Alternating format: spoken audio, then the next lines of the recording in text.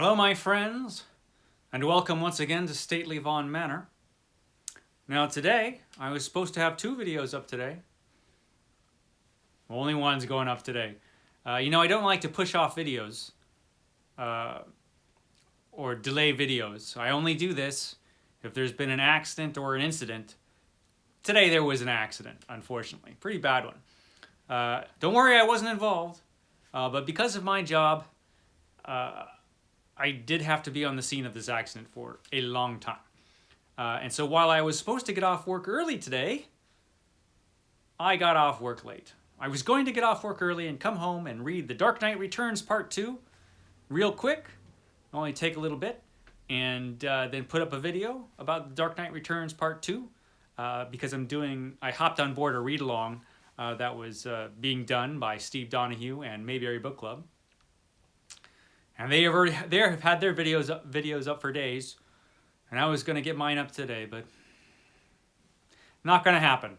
But I did want to get something up for Comic Book Wednesday, my graphic novel spotlight. So today I'm going to be talking about the X-Men. This is the first epic collection, the first Marvel epic collection of the X-Men. This is Children of the Atom. These epic collections are awesome. They're reasonably priced for what you get. You get a ton of comics, a whole bunch of issues in these. This one has the first 23 issues of the X-Men. Now, of course, the reason I'm talking about the X-Men today is because this is the follow-up to my Read Every Issue challenge, which I had up a few days ago. I spun the wheel to see which comic book I was going to read every issue of for that challenge, and the wheel stopped on the X-Men, which actually made me pretty happy. I like the X-Men, and I haven't read as much of the X-Men as I have read of other Marvel comics. I've read pretty much everything that's in this volume. Well, I probably read the first 22 issues of the X-Men, and then skipped to the Chris Claremont X-Men when the new Uncanny X-Men make their appearance in Giant Size X-Men #1, from what I remember. And then I read a bunch of those, but then I stopped and read a bunch that came out later. So my history with the X-Men, of reading the X-Men, is kind of spotty. I am going to now read every single issue of the X-Men, starting right here with the issues in this book. I hope to have more read, but my life has been incredibly busy lately. This work, man, I don't recommend it. But what do you do? So yeah, I've been really busy, so I haven't been able to read nearly as much as I wanted to. I've only read the first 5 issues of the X-Men, which is not the rate which I need to get done. So I'm hoping this week, or for the rest of this week and this weekend, to get some more X-Men reading done, because I got a long way to go on this challenge.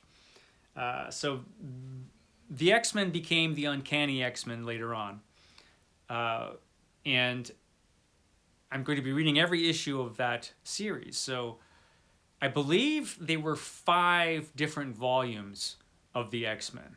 5 different series called the Uncanny X-Men. And so, yeah, I'm duty-bound to read every one of those. So that's a lot. That's a lot of X-Men. And there's also just a series called the X-Men, which I should probably read as well. So we'll see. I didn't even know how long that series was.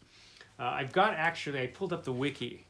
I haven't had time to look at it yet, because I literally just got home a little while ago. Yes, got the wiki here. Okay, there was the original X-Men ran from 1963 to 1970, up to issue 66. And then I forgot about this, but this happened. This is a weird thing. Issues 67 to 93 of the X-Men were just reprints of earlier X-Men comics. So those don't even count. I don't know why they did that. But they did. They just like, you know what, let's stop making X-Men comics. We'll just reprint all these X-Men comics from a few years ago. No one will notice. So yeah, so those issues don't count, unfortunately, because, you know, I'm not going to read them twice in the same run. So in 1975, it begins the Chris Claremont era of the X-Men. And how long did that go on for? That went on for a long time. Yeah. Went on through at least 2011. Yeah, went on through 2011. I guess to issue 534, looks like. So just of this series, there's 534, but then there was all those reprints issues, so, you know, give or take 500 issues of that series. Then there's volume 2 that didn't go for very long. That only went for 20 issues. Then there was volume 3, which lasted 36 issues. Volume 4, how long did volume 4 go? Doesn't even say here. Why don't you say how long volume 4 was? Well, it doesn't say. But you get the idea. Then there was a volume 5. So yeah, needless to say, that's a lot of X-Men to read. And I'm going to read every single one of them. A daunting challenge, let me tell you. But it's been interesting to get back into this. And like I said, I've read almost every issue that's in this Epic collection. I didn't read them in this Epic collection. I read them in Marvel Masterworks or something. But there's a lot of good stuff in here. Now this is Stan Lee and Jack Kirby starting off the X-Men back in 1963, and man, it's a really early 60s series. It's a kick, man. Lots of 60s references, which I don't understand. There's lots of, got all the 60s fashions, the early 60s fashions. You've got the early 60s style, which was great. Awesome Jack Kirby artwork.